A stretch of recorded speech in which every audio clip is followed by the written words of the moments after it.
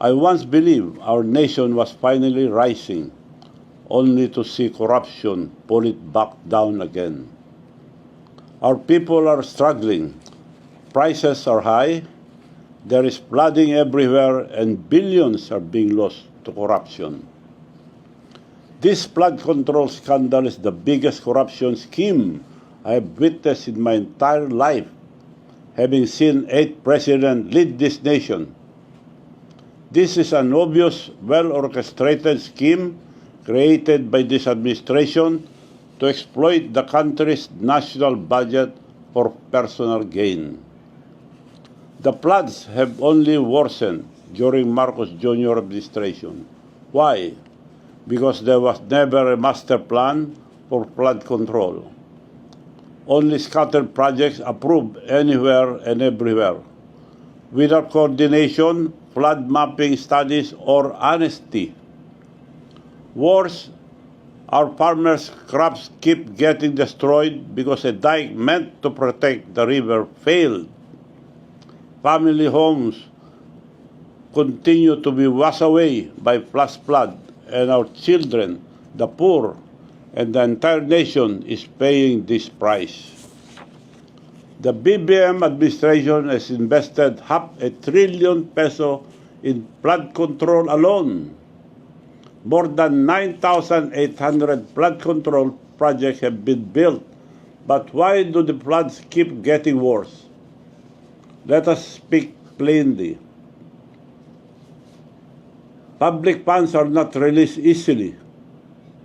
There is a process, and at the very top of that process sits one man, the President of the Republic of the Philippines. Every year, before Congress sees any line item, the President reviews and approves the National Expenditure Program, the NEP. That is the master plan of where our money will go. Without his signature and approval, it cannot move forward. The Department of Budget and Management, or DBM, then prepares and releases the funds with the President's approval. The Department of Public Works and Highways, DPWH, who also takes orders from the President, implement the project. These are not independent agencies. They follow the President's direction and instruction.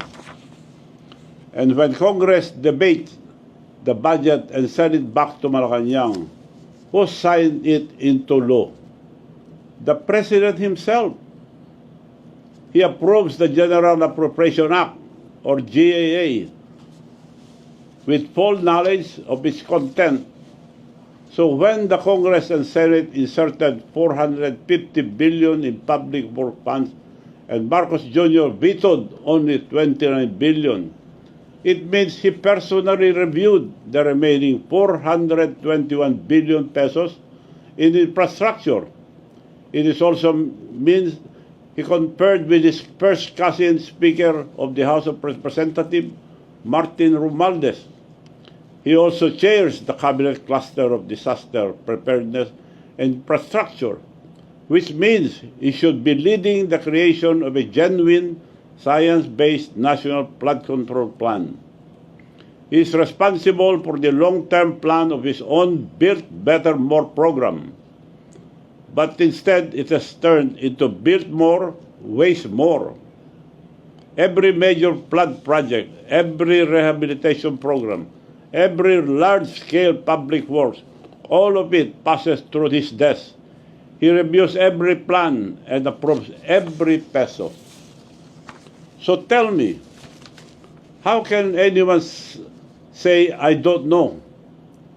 How can he say, you should be ashamed of yourself? Perhaps it is you that you should be ashamed of yourself, Mr. President.